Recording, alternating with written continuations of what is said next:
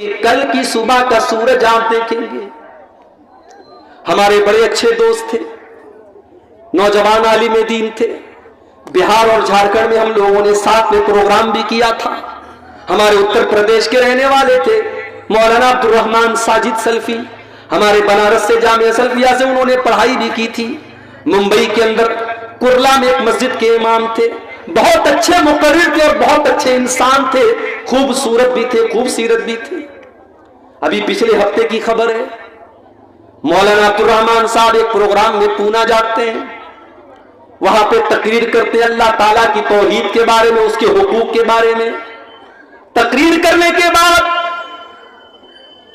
رات ہی میں وہ ممبئی کے لیے چلنے لگتے ہیں, کیونکہ وہ ایک مسجد کے امام ہیں اور مسجد کی کمیٹی نے یہ کہہ کر کے رکھا ہے کہ آپ کو ہر حال میں فجر کی نماز میں رہنا ہے. وہ لوگوں, مولوی کوئی روبوٹ تو نہیں ہوتا, مولوی کوئی مشین تو نہیں ہوتا. اس کے پاس بھی تو ضرورتیں ہو سکتی ہیں, اس کے پاس بھی تو مجبوریاں ہو سکتی ہیں. تم نے مولویوں کو مشین سمجھنا کیوں شروع کر دیا ہے؟ بند کر دو مولویوں کو مشین سمجھنا. مدرسوں میں پڑھانے والے مولویوں کو آپ نے 5,000 روپے کی تنخواہ پر رکھا. ارے 5,000 کی تو لوگ چائے اور پان کھا جاتے ہیں, پی جاتے ہیں. 5,000 میں وہ مولوی کس طریقے سے اپنے بچوں کا پیٹ پالے گا؟ کبھی آپ نے سوچا؟ وہ بیچارہ 10 سال تک مدرسے کی پتلی دال پی کر کے اور بغیر چھلا ہوا آلو کھا کر کے اس نے مدرسے میں پڑھائی کی. لوگوں کے دروازوں پر بھکاری بن کر کے جاگیر کا کھانا اس نے کھایا, اور آج جب وہ عالم دین بن کر کے آیا, آپ نے 5,000 میں اور 7,000 میں اس کو مسجد کا امام بنایا. شرم آنی چاہیے. مسجد کے امام سے زیادہ تو محلے میں جھاڑو لگانے والے کی اور صفائی کرنے والے کی تنخواہ ہے.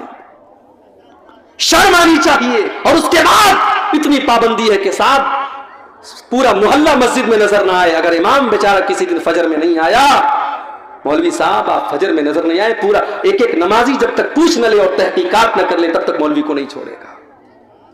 اس کے پاس بھی تو ضرورتیں ہو سکتی ہیں میرے بھائی. اور ایک بہت بڑا فتنہ یہ بھی ہے, آپ نے امام صاحب کے لیے کمرہ بنوایا, بڑا احسان کیا. بڑے احسان کے ساتھ لوگ کہتے ہیں ہمارے یہاں امام صاحب کے لیے کمرے کا بھی انتظام ہے. کیسا کمرہ ہے؟ چھوٹی سی کوٹری ہے. بیچارہ امام سر ایک دیوار میں اس کا ٹکرا رہا ہے تو پیر دوسری دیوار میں ٹکرا رہا ہے. اتنا بڑا کمرہ ہوتا ہے امام صاحب کا کہ وہ مرغی کا دربہ بھی اس سے بڑا ہوتا ہے. وہ بیچارہ فیملی لے کے نہیں رہ سکتا. اس کی بیوی بیچاری زندگی بھر شادی شدہ ہونے کے بعد بھی اپنے شوہر سے دور رہے. وہ لوگوں, تم نے ان مولویوں کی زندگی کو ایسا کیوں بنا دیا؟ مدرسوں میں پڑھانے والے ٹیچروں کے لیے آپ نے فیملی کوارٹر کا انتظام کیوں نہ کیا؟ کل اگر اس مولوی کے قدم بہ کے, اس امام کے قدم بہ کے, اس خطیب کے قدم بہ کے, اس ٹیچر کے قدم بہ کے, وہ تو گنہگار ہوگا ہی ہوگا. ہم اور آپ بھی کم گنہگار نہ ہوں گے. ہم نے ان کو اپنی فیملی سے دور کر کے بہت بڑی آزمائش میں ڈالا ہے. یہاں پہ بہت ساری مسجدوں کے ذمہ دار بھی ہوں گے, مدرسوں کے ذمہ دار بھی ہوں گے. میں اللہ کا واسطہ دے کر کے آپ سے کہتا ہوں کہ آپ اپنے ادارے میں پڑھنے والے ٹیچروں کے لیے ایسی جگہوں کا انتظام کریے کہ وہ فیملی کے ساتھ رہیں. آپ مسجدوں کے اماموں کے لیے فیملی کوارٹر کا انتظام کیجئے. آپ کو اگر اپنے بیوی بچوں کے ساتھ رہنے کا حق ہے تو اس مولوی کو بھی پورا پورا حق ہے میرے بھائی. سرکاری ٹیچر مر جائے, اس کی بیوی کو سرکاری نوکری مل جاتی ہے. سرکاری ٹیچر مر جائے, 60 سال کی سروس پورا کرنے کے بعد مر جائے تو اس کے پریوار کو پینشن ملتی ہے. ساری زندگی منبر پر چڑھ کر کے اللہ رسول کا درس دینے والا مولوی مر جائے, اس کے کفن کا بھی کوئی انتظام کرنے والا نہیں, اس کے بچوں کی پڑھائی کی کوئی خبرگیری کرنے والا نہیں. کیا یہ درد کی بات نہیں ہے؟ کیا یہ سوچنے کی بات نہیں ہے؟ میرے بھائی, دنیا کی ہر قوم اپنے گرو کی, اپنے ٹیچر کی, اپنے استاذ کی کا سمان کرتی ہے. ہماری قوم تو سب سے زیادہ مولویوں کے اندر کیڑا نکالتی ہے. ٹھیک ہے, وہ انسان ہے, ان کے اندر اچھے بھی لوگ ہیں, برے لوگ بھی ہیں, ان کے اندر کمیاں ہیں, کوتاہیاں ہیں, مگر یہ سوچو کہ آج کے اس دور میں وہی ہے جو آپ کو اللہ کے بارے میں بتا رہے ہیں, رسول کے بارے میں بتا رہے ہیں, جنت کے بارے میں بتا رہے ہیں, جہنم کے بارے میں بتا رہے ہیں. اللہ کی قسم, اگر یہ علماء دنیا سے چلے گئے, آپ کو کوئی کلمہ پڑھانے والا, آپ کو کوئی قرآن بتانے والا, آپ کو کوئی اللہ کے بارے میں بتانے والا نہ ملے گا. مولوی بیچارے مر جاتے ہیں, ان کے بعد ان کے بچوں, ان کے پریوار کا کیا ہوتا ہے کوئی پوچھنے والا نہیں. عبد الرحمان سلفی صاحب फजर की नमाज पढ़ाना है, बहुत जल्दी है। उन्होंने टैक्सी पकड़ी, मुंबई से, पूना से मुंबई की टैक्सियां चलती हैं, शेयरिंग टैक्सियां। एक टैक्सी में 7 लोग बैठे हैं और टैक्सी ड्राइवर पूरी स्पीड से चला रहा है, क्योंकि उसको रात में 2 ट्रिप करना है, उसको मुंबई से फिर पूना आना है और जल्दी जल्दी सारे पैसेंजर को पहुंचाना है उनकी मंजिल पर। रात के 11-12 बजे के बीच का टाइम है। मुंबई और पूना की हाईवे पर ड्राइवर ने गाड़ी का कंट्रोल खो दिया। गाड़ी बाएं साइड में, बहुत बुरी तरीके से गाड़ी का एक्सीडेंट हुआ और 7 लोगों में से 6 लोग ऑन द स्पॉट मर गए। मेरे भाइयों, मेरे साथियों, क्या मौलाना अब्दुल रहमान सलफी ने यह सोचा होगा कि मैं पूना से तकरीर करने के बाद अपनी बीवी की शक्ल न देख पाऊंगा, अपने बच्चों की शक्ल न देख पाऊंगा?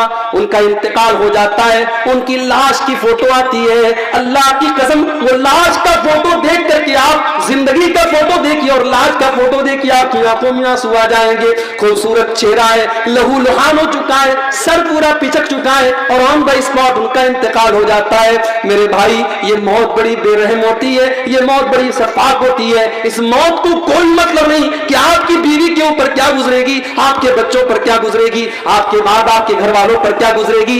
इस मौत को इससे कोई मतलब नहीं कि आपने कौन कौन से सपने देखे थे, आपकी जिंदगी का क्या टारगेट था, आपने क्या सोचा था। मौत तो अपने टाइम पर आएगी और आपको लेकर के चली जाएगी। वअन्फिकू मिम्मा रज़क़नाकुम मिन क़ब्लि अन यातिया अहदकुमुल मौत। ऐ ईमान वालो, हमने तुमको जो रोजी दी है तुम उसमें से खर्च करो इसके पहले कि मौत आ जाए। फयक़ूल रब्बी लौला अख़रतनी इला अजलिन क़रीब। और जब मौत आ जाएगी तो इंसान कहेगा, ऐ अल्लाह थोड़ा सा मौका और दे देता, थोड़ा सा टाइम और दे देता। ऐ अल्लाह बहुत पैसा मेरे बैंक में रखा हुआ था, मैं तेरी राह में सदका कर देता। ऐ अल्लाह मैं तेरे रास्ते में दे देता। अल्लाह। लेकिन मौत के बाद सिवाय पछताने के हमारे हाथ में कुछ नहीं आएगा। मौत के बाद इंसान दोबारा दुनिया में आने की तमन्ना करेगा, लेकिन बहुत सारी आरज़ुएं ऐसी होती जो कभी पूरी नहीं हो सकती। मरने के बाद कभी दुनिया में कोई वापस नहीं आया है। कभी रात में कमरे में आप लेटे हों और लाइट चली जाए तो औरतें तो डर जाती हैं, बच्चे डर जाते हैं, बिल्कुल अंधेरा हो जाता है, हम भी डर जाते हैं। इंसान बिल्कुल अंधेरा हो जाए तो इंसान सोचने लगता है कहां जाए, दरवाजा किधर है, स्विच किधर है, सामान किधर है, इंसान सोचने पर मजबूर हो जाता है। वो लोगों, जब रात में कभी आप कमरे में तन्हाई में होते हैं और लाइट चली जाए, अंधेरा हो जाए, क्या आप उस वक्त के बारे में नहीं सोचते जब आप अपनी कब्र में होंगे और वहां भी उससे ज्यादा अंधेरा होगा और वहां पर आपको बचाने वाली कोई बीवी न होगी, वहां पर आपको बचाने वाले कोई माँ बाप न होंगे, कोई रिश्तेदार न होगा। उस मौत के बारे में, उस कब्र के बारे में हम क्यों नहीं सोचते? उस मौत के बारे में हम क्यों नहीं सोचते? मौत के आने के बाद इंसान ये तमन्ना करेगा कि काश हमें दोबारा दुनिया में आने का मौका दे दिया जाए।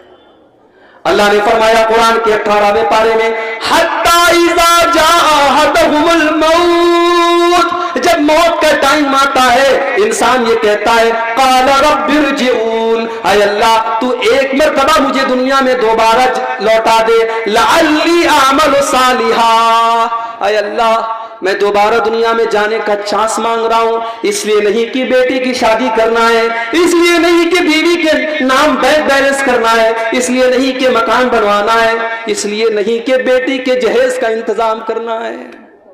आज कितने बूढ़े बाप हैं, जवान बेटियां उनके घर में खूबसूरत भी हैं, दीनदार भी हैं, नमाजी भी हैं, कुरान भी पढ़ने वाली हैं, मगर पूरे गांव में कोई उनसे रिश्ता करने वाला नहीं है, क्योंकि उस गरीब के पास अपनी बेटी को बेचने के लिए पैसा नहीं है। वो लोगों, आज हमने ऐसा माहौल बना दिया कि आज बेटियों का सौदा होता है। जितना क्वालिफाइड दामाद हो, सरकारी नौकरी वाला दामाद है तो अलग कीमत है, अच्छा बिजनेस वाला दामाद है तो अलग कीमत है। आज हमने दामादों की कीमतें बनाकर रख दी। आज तुम अपनी बेटियों का सौदा कर रहे हैं, सौदा हो रहा है। और कौन कर रहा है? अहले हदीस कर रहा है। बड़े फख्र से हम कहते हैं कि साहब सीमांचल में कौम ऐसी भी है कि पूरी कौम अहले हदीस है। कभी हम कहते हैं, दूसरी जगहों पर बात निकलती है, کہ کٹیہار سے لے کر کے کشن گنج تک چلے جاؤ، ارریہ سے فاربس گنج سے لے کر کے آپ پورنیہ کے تمام علاقوں کو دیکھو، بڑی تعداد میں ایک ایسی قوم رہتی ہے جو سب کی سب اہل حدیث ہے۔ مگر اہل حدیث کا مطلب صرف سینے پر ہاتھ باندھنا تو نہیں ہوتا ہے میرے بھائی، اہل حدیث کا مطلب صرف نماز میں زور سے آمین کہنا تو نہیں ہوتا ہے، اہل حدیث کا مطلب ہوتا ہے قرآن و حدیث پر چلنے والا، اور اللہ کی قسم جو قرآن و حدیث پر چلے گا وہ جہیز کی ڈیمانڈ تو نہیں کرے گا، وہ جہیز کا لین دین تو نہیں کرے گا جو آج ہمارے یہاں ہو رہا ہے۔ بیٹیوں کا سودا ہو رہا ہے، اور آج ہم نے ایسے حالات پیدا کر دیے کہ بیٹی پیدا ہوتی ہے تو نہ چاہ کر کے بھی باپ کی پیشانی پر بل پڑ جاتا ہے کہ یہ کیسی مصیبت میرے پاس آ گئی، اس کو پڑھانا بھی ہوگا، یہ جوان ہوگی تو زمانے کی گندی نظروں سے اس کو بچانا بھی ہوگا، جب یہ جوان ہوگی تو اس کو زمانے کی گندی نظروں سے بچانا بھی ہوگا، اس کو بے پردگی سے بھی بچانا ہوگا، اس کو بے حیائی سے بھی بچانا ہوگا، اس کے دوپٹے کا بھی خیال کرنا پڑے گا۔